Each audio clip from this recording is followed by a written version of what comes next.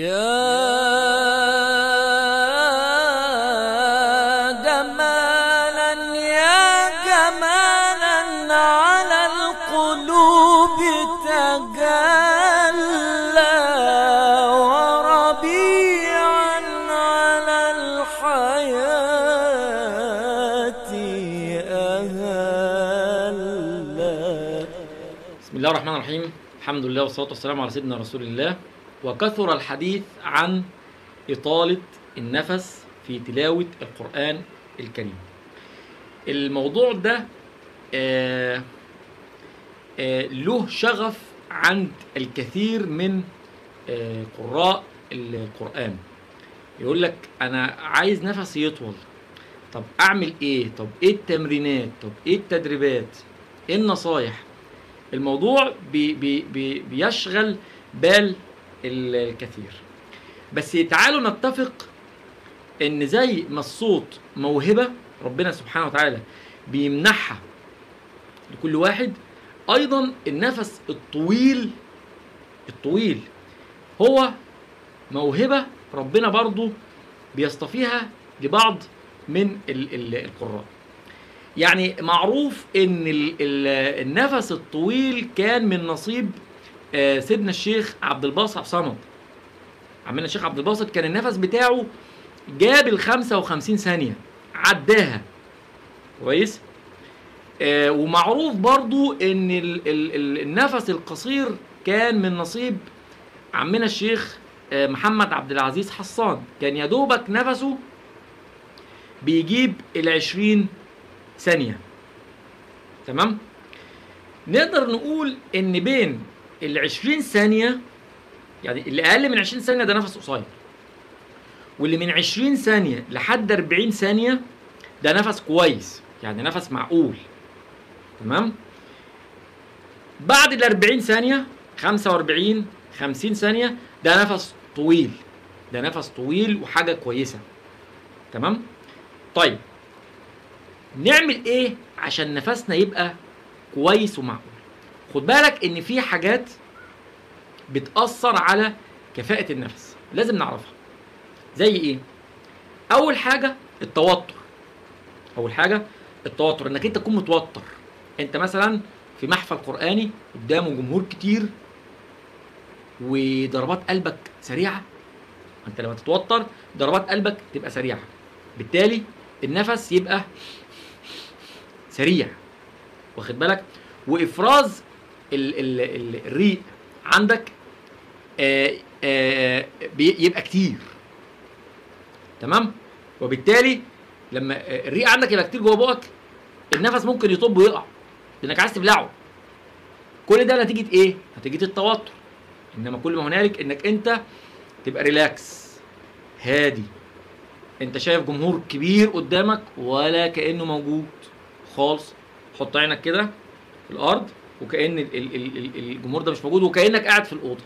ودي نفسك كده الايه؟ الارتياح النفسي، وبالتالي ضربات قلبك تبقى منتظمة، افراز الرئة بتاعك يبقى معقول، بالتالي تقدر تجيب نفس كويس. تمام؟ الحاجة التانية اللي بتأثر على كفاءة النفس الأكل. في معتقد خاطئ قوي عند الناس وعند المشايخ والقراء انك لما تاكل كويس تبقى مال الدكه. ازاي؟ يقول لك دب دكر بط. دكر بط مين يا عم الحاج؟ دكر بط ايه؟ ده انت تضيع. يقول لك تاكل لك 2 كيلو لحمه، ده مش عارف الشيخ فلان بياكل له 5 كيلو لحمه وفرختين ودكر بط. الكلام ده غلط. النبي صلى الله عليه وسلم قال لك ثلث لطعامك وثلث لشرابك وثلث لنفسك. النفس اللي هو ايه؟ النفس اللي هو تبقى عادي، اللي قاعد مع اولادك كده عشان تبقى قاعد مرتاح. ما بالك بقى وانت بتقرا؟ واخد بالك؟ فموضوع الاكل لا، ما تاكلش كتير، لا كل على حاجه اللي تسندك، حاجه كويسه. تمام؟ وسيب 50% من معدتك للهواء، مش تلت بس، لا خلي نصها للهواء. واخد بالك؟ لان لما بتملى معدتك انت بتاثر على الحجاب الحاجز. انت عندك بص الصدر ده انت بتشد نفس، خلاص. الحجاب الحاجز ده حاجه كده مرنه، الاستيك مرنه، تشد لتحت، خلاص كل ما تشد نفس ينزل لتحت. انت بقى بتنزل لتحت والاكل حابس، فهتجيب نفس منين؟ خلاص. فدي من الحاجات اللي انتبه اليها وخد بالك منها، انها بتأثر على كفاءة النفس. طيب نعمل ايه بقى؟ احنا نعمل ايه عشان نفسنا يبقى كويس؟ الموضوع بيجي من المحاولات، انك تحاول في القرايه انك تطول نفسك، والموضوع ده بيجي من تدريب خلال الاوضه اللي انت فيها، وانت في الاوضه، مش مجرد انك بتجرب انك تطول نفسك وانت قدام الميكروفون. لا، الكلام ده مش صح، يعني لعيبه الكوره ما بتنزلش على الماتش على طول، لا ده بتتدرب وبتسخن واخد بالك. نفس القصه، انت مثلا عندك سوره الضحى، معروف ان القراء بيعملوا ايه؟ يقول لك والضحى والليل اذا سجى ما ودعك ربك وما قلى وللآخرة خير لك من الاولى ولسوف يعطيك ربك فترضى. بيحاولوا هم يجيبوها في ايه؟ في نفس واحد. طب انا نفس جاب وللآخرة خير لك من الاولى ووقف، خلاص ما تحبطش بقى وتقول لك اصل انا نفس قصير، لا، حاول تاني ما جبتهاش، حاول تالت جبتها، اعمل رابع خامس عاشر، يبقى انت نفسك اتملى وتعود على حيز معين، خلاص وتعودت خلاص تمام. يبقى لما تيجي تقرا بقى في محفل او قدام ميكروفون تبقى انت دربت نفسك عليها. فتيجي لسورة الضحى تقولها كده: والضحى والليل إذا سجى ما ودعك ربك وما قلى وللآخرة خير لك من الأولى ولسوف يعطيك ربك فترضى. ادي محاولة، واخد بالك؟ تعملها تاني تلاقي نفسك بتتعود على النفس ان هو يشد معاك. وبعدين لما تيجي تشد نفس حاول ان اغلبه يكون من هنا، من مناخيرك، من الانف، مش من هنا، واخد بالك كده اهو. تمام.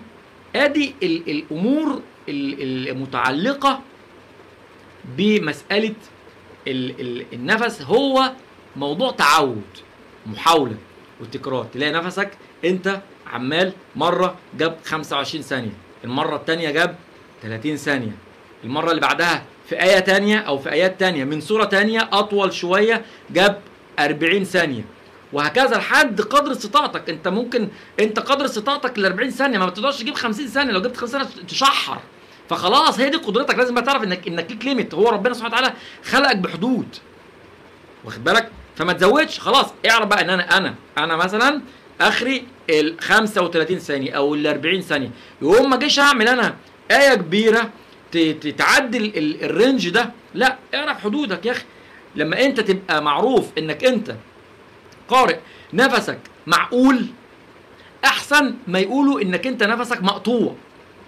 خلاص عمال جبت ال 40 ثانيه وقطعت منك غلط، ولا لما تجيب ال 35 او ال 30 ثانيه وانت مظبوط، انهي احسن بالله عليك؟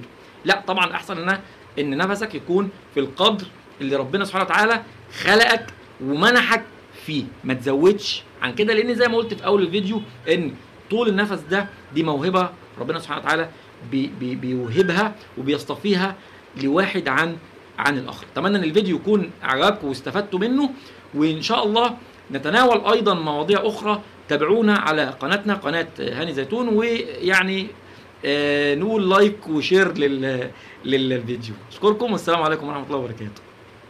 يا نبي أنت